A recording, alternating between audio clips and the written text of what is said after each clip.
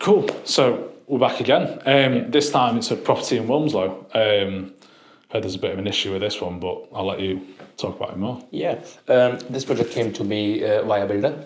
Okay, he approached us and to do the drawing. So what actually happened is somebody actually put a planning application on this project, and something unfortunately happened with the person. So he was not able to provide the amended design to the council, and he's got stuck for a few months. So when he contacted me, we just needed to revise the drawings, submit to the new submit as part of the planning application, get those approval. So when the client contacted me and says, "Okay, this is what we need to do," when I looked at the drawings, I was not keen with few things. So I asked the client, would you be happy to have those changes? So if I just explain it here again, this was the original house as we look here and here. One few things which I did not like, that client wanted to work from home, and they have a work from home space which is underneath the staircase here with no natural light. Right. Which I didn't feel that somebody's spending 7 to 8 hours a day in that space. Locked under the stairs, yeah. Yeah. And other thing was, which I was before, is when you're walking into a house, can you see the garden all the way through? In this case, you could not, because there was a wall straight in front of you here. Right. So very restricted kind of. Yeah. To be honest, the planning application, what they needed for the changes was only to set back this side extension, only about 0.5 meter at the back. This was the only change required by the planning. But when I looked at the design, I was like, there are lots of things was not correct in this design. So I spoke to the client and said, look, if you're happy with those changes while we're doing the new drawings, we can actually do those for you. And there were similar things on the first floor as well. We made quite a number of amendments here as well. So actually now what we actually come up with here is this. So as I was saying, you walk in, now you can see all the way through to the garden. Straight access to that. Living room stays where it is. Much nicer and bigger utility space here. Underneath that staircase here, this is where the storeroom, the WC and everything comes in here. Massive open plan kitchen dining space at the back, and an extension of a bedroom up there, and extension of another master bedroom on the back here. So all of those layouts was nicely done and completed here as well. It's a massive extension though, isn't it, in terms of some part of the extension was already completed, but how you interlink all of those, the previous extension into the side extension was a challenge, but yeah.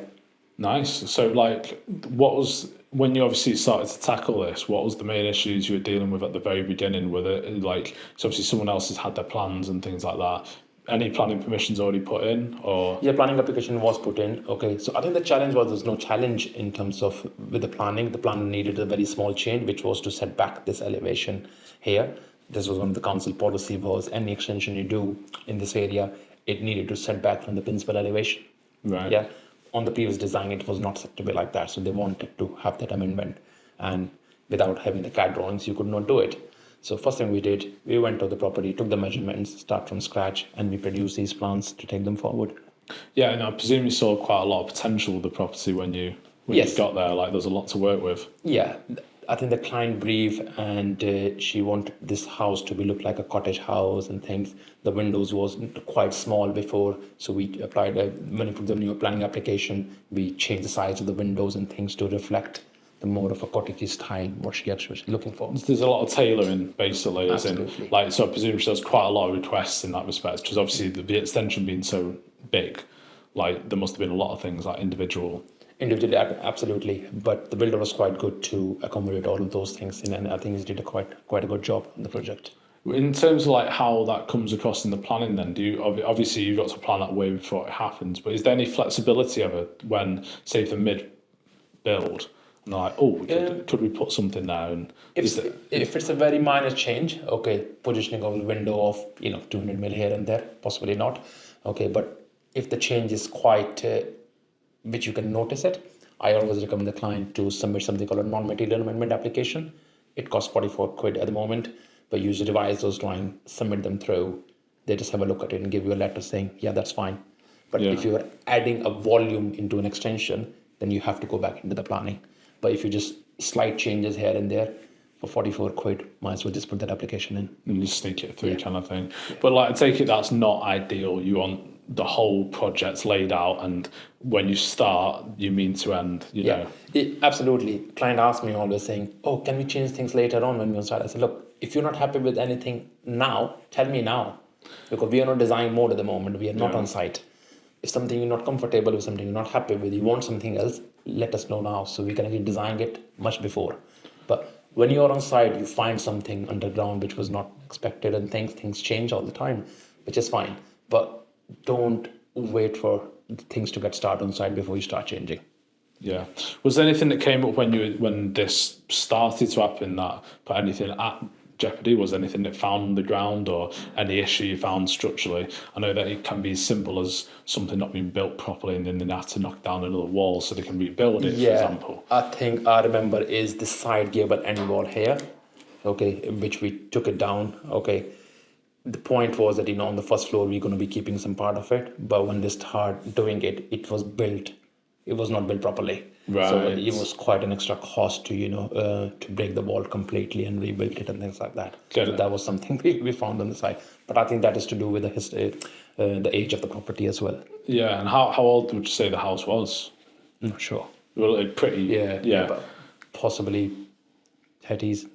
Yeah, right, so there's a bit of time. I'm guessing that, but I might be wrong. Yeah, well, I think it must be something that comes up quite often. Do you find that more around like Cheshire as opposed to like cities and things, or? Possibly, I think Cheshire, yes, the ages of the property you see there are a little bit more older than, Yeah.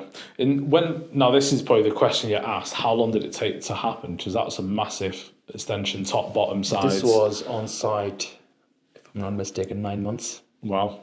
So that's probably a big team as well there for 9 months, you know. Yeah. Like, because she gutted the entire house, everything in the house was new. Wow. Yeah. What do the clients do when that's getting built? As in, like, do they still live in there, or do they live elsewhere? Or? Yeah, I think she chose to live in it. Okay. But, most of the people do move out and things as well. But she made a decision to stay in the house while the work was happening. Nice. Yeah. And so, real big commitment to making sure everything works. Yeah, she said to me in the end saying, "I'm not doing it again." Don't blame her. And obviously, we've seen some shots already on top of the podcast of how nice it looks inside. But did you have any sort of tapping within in terms of the design as well inside, in terms of the interior and stuff? No, she's done interior herself, and I think she done a very, very good job with all that. Yeah. Yeah.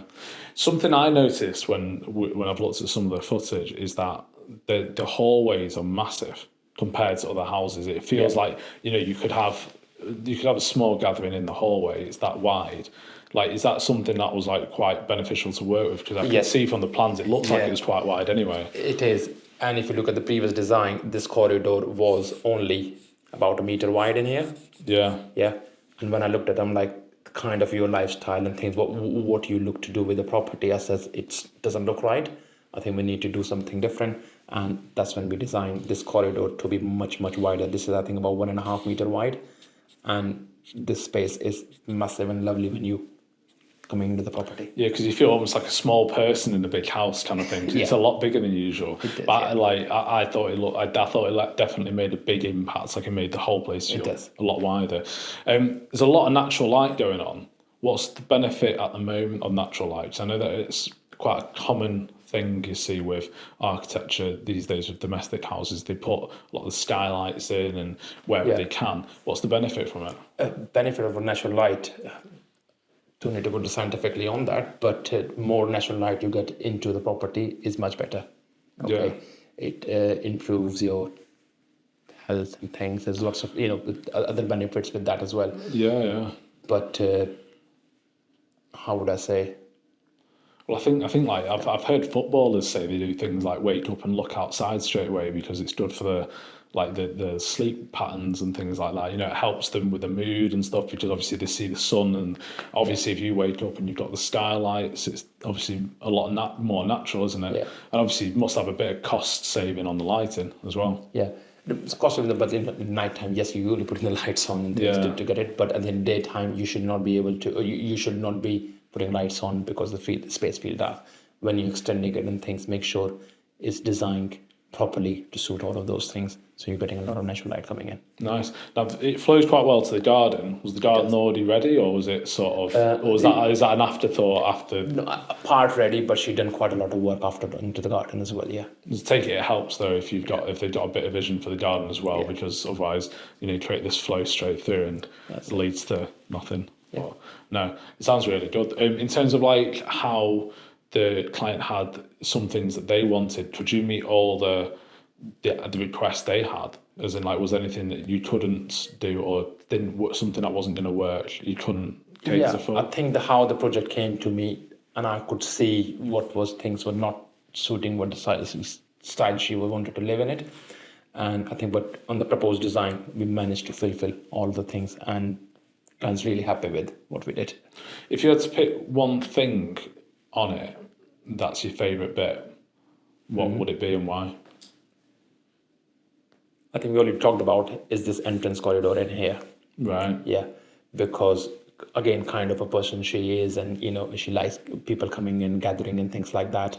Okay, that entrance over here, which widening the entrance door and things, I think that's one of the key points here. Now, might be a different tricky question to answer, because obviously it's so well planned and there's a lot happened. If you had to change anything, or you could add something to the property, not necessarily change what you did, but maybe add something to it, what would you think will be the next step for her, maybe?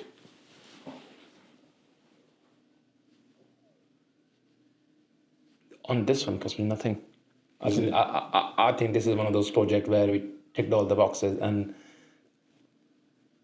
without scratching my head from the beginning, I can't see of anything else which we can do something drastically to improve it. No, I mean, think it's done. That's exactly what you're looking for, isn't it? Yeah, really. absolutely. So yeah, I tell the client, don't have any regrets later on, and I should not be having any regrets later on saying, oh, we should have done that.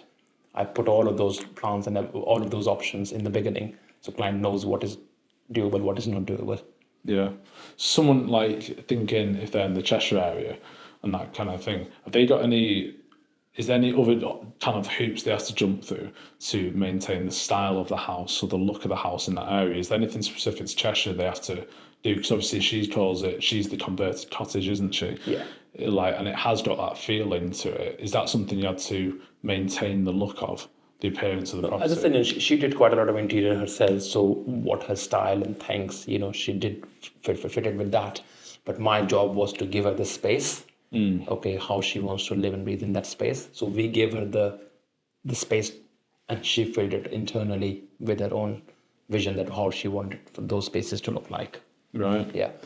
And would you say it's quite an easy one to work with Cheshire houses, like houses in Cheshire, like the sort of like the style and build of them?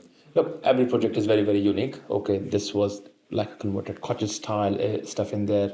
Sometimes you're working with a listed building, probably the house is only 15, 20 years only put in extension. They all come with their own challenges and things. Okay, but yeah, whatever it is, we are there to help. Nice. No, yeah, that's pretty much it. Perfect. Brilliant. Thank you. Nice.